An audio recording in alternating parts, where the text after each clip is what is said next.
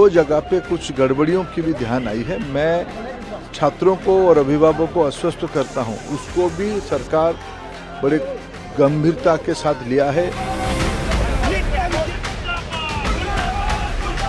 NEET का paper दोबारा कराया जाए और जो एनटीए है उस पर तुरंत जांच शुरू कराई जाए। इसमें घोर धांधली है। एनटीए के द्वारा जो इल्जाम लिया गया है उसमें घोर स्कैम, हम एक स्कैम का आरोप लगाते हैं कि एनटीए ने इस पर स्कैम किया है। मैंने उस रीट पिटीशन को अनुध्यान कराया, कोई भी एक भी जगह पे प्रमाण नहीं है। एक एलिगेशन पेपर लीक हुआ है, कहाँ है प्रमाण हुआ है? एक कोई 1-2 चीजों की न्यूज आइटम पे अगर प्रमाण आधारित होता है तब कोर्ट उसको विचार करेगी, सरकार अपना पक्ष रखेगी। वो कोर्ट में 8 जुलाई को चर्चा भी होगी, वो कोर्ट के सामने है। नीट एग्जामिनेशन में कुछ विसंगतियां कुछ जगह की, स्पेसिफिक जगह की ध्यान में आई है। सरकार उसकी सुधार की काम पे लगी है। जहां जहां इस प्रकार की गड़बड़ियों की सूचना पुख्ता जानकारी के साथ अभी मिल रहा है, उस पर स्पेसिफिक कार्रवाई भी कोर्ट की संज्ञान में रखते हुए सुप्रीम कोर्ट ने सारा विषय को एक नज़र रखी है। कोर्ट की निगरानी में सारा विषय को किया जा रहा है। नीट जैसे महत्वपूर्ण परीक्षा 100% पारदर्शी हो, ये हम उसके लिए कमिटेड है, सरकार उसके लिए प्रतिबद्ध है। उसमें जो भी गड़बड़ी में दोषी पाए जाएंगे, वो एनटीए भी हो तो भी उसको बख्शा नहीं जाएगा। उस पर कड़ी से कड़ी कार्रवाई की जाएगी, शीघ्र ही की जाएगी। शिक्षा मंत्री के ये 2 बयान बताने के लिए काफी हैं कि नीट की परीक्षा को लेकर सिस्टम का रवैया असल में है क्या। बिना जांच पहले तो शिक्षा मंत्री ने एनटीए को क्लीन चिट देने की कोशिश की और फिर जब हंगामा बढ़ा तो खुद शिक्षा मंत्री ने मान लिया कि कहीं न कहीं तो गड़बड़ी हुई है। जाहिर है 4 जून को जब से नीट का रिजल्ट आया है तब से हंगामा मचा हुआ है। एनटीए की साख सवालों के घेरे में है।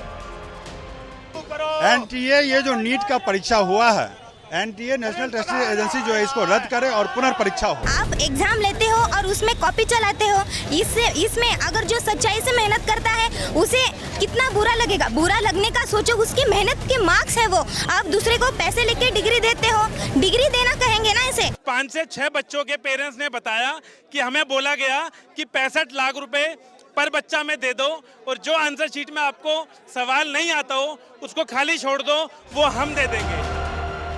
ग्रेस मार्क्स के नाम पर धांधली का धब्बा एनटीए के दामन पर है और अब पेपर लीक के आरोपों ने टेस्टिंग एजेंसी को मुश्किलों में डाल दिया है।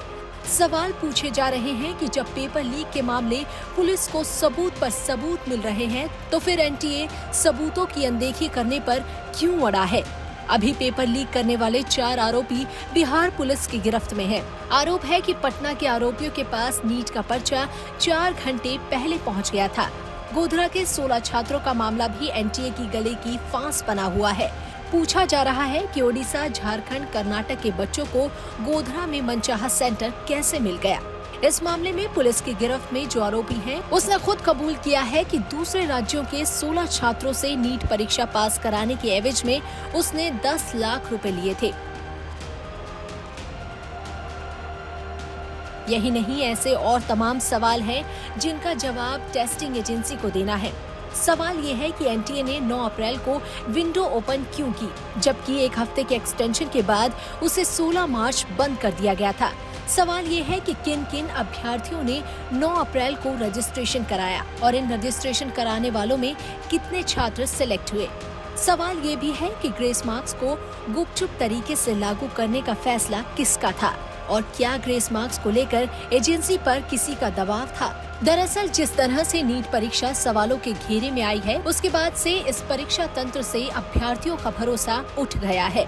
अब तक तमाम राज्यों में होने वाली परीक्षाओं में पेपर लीक के मामले आया करते थे, लेकिन इस बार ये आरोप एनटीए पर लगा है। राज्यों की पुलिस नीट में हुई धांधली, कथित पेपर लीक की जांच कर रही है और पुलिस की माने तो उनके पास सबूतों की कोई कमी नहीं है।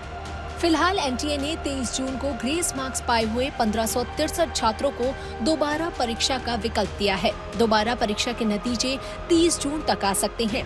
जिसके बाद नए सिरे से मेरिट लिस्ट आएगी। यही नहीं, मेडिकल में दाखिले के लिए काउंसलिंग 6 जुलाई से शुरू होनी है। वहीं 8 जुलाई को सुप्रीम कोर्ट में मामले की सुनवाई भी है। ऐसे में सवाल है कि अगर एनटीए अदालत में पेपर लीक जैसे संगीन आरोपों में उलझती है तो फिर काउंसलिंग का क्या होगा। वीडियो पसंद आया तो हमें लाइक, कमेंट, शेयर और सब्सक्राइब जरूर करें।